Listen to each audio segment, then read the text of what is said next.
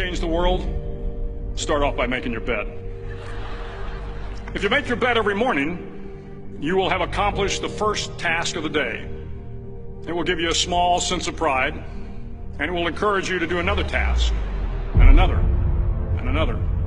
And by the end of the day, that one task completed will have turned into many tasks completed. Making your bed will also reinforce the fact that the little things in life matter. If you can't do the little things right, you'll never be able to do the big things right. And if by chance you have a miserable day, you will come home to a bed that is made,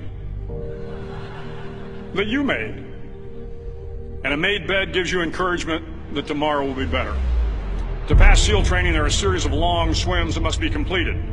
One is the night swim. Before the swim, the instructors joyfully brief the students on all the species of sharks that inhabit the waters off San Clemente.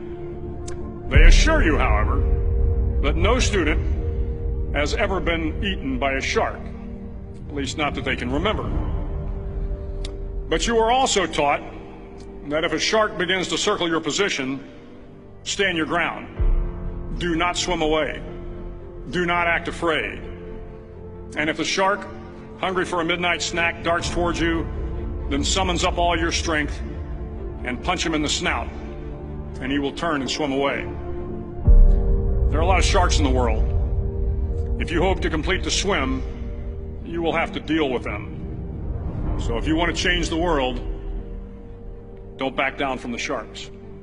Over a few weeks of difficult training, my SEAL class, which started with 150 men, was down to just 42. There were now 6 boat crews of 7 men each.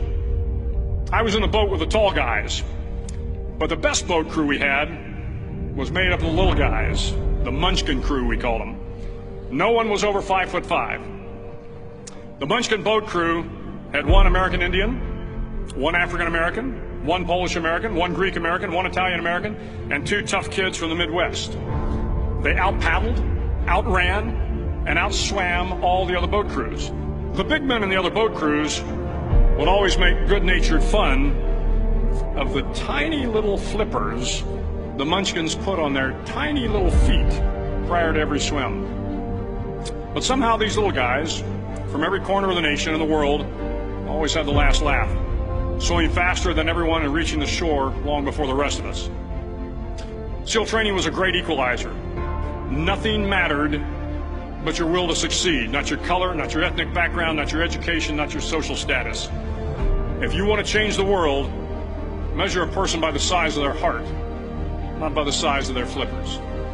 The 9th week of training is referred to as Hell Week. It is 6 days of no sleep, constant physical and mental harassment, and 1 special day at the Mud Flats.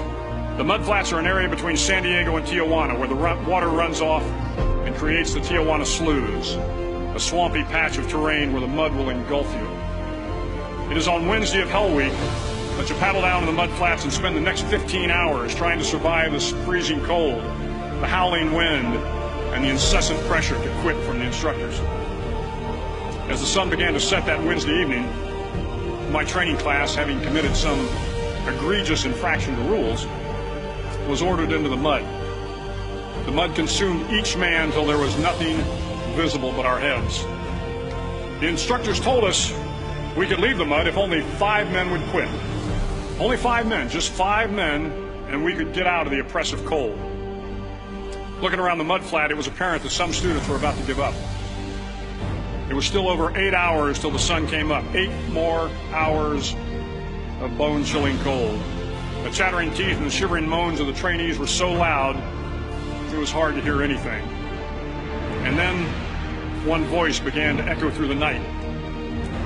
One voice raised in song.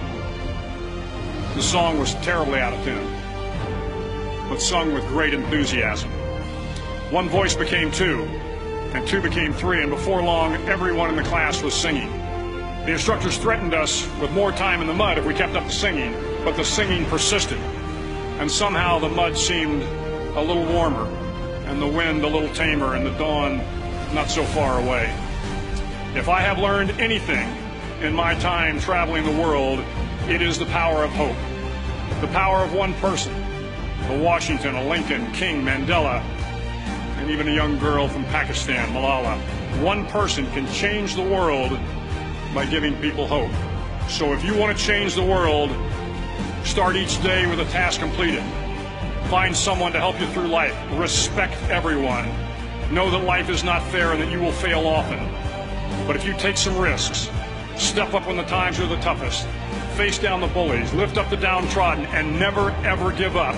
If you do these things, the next generation and the generations that follow will live in a world far better than the one we have today. And what started here will indeed have changed the world for the better.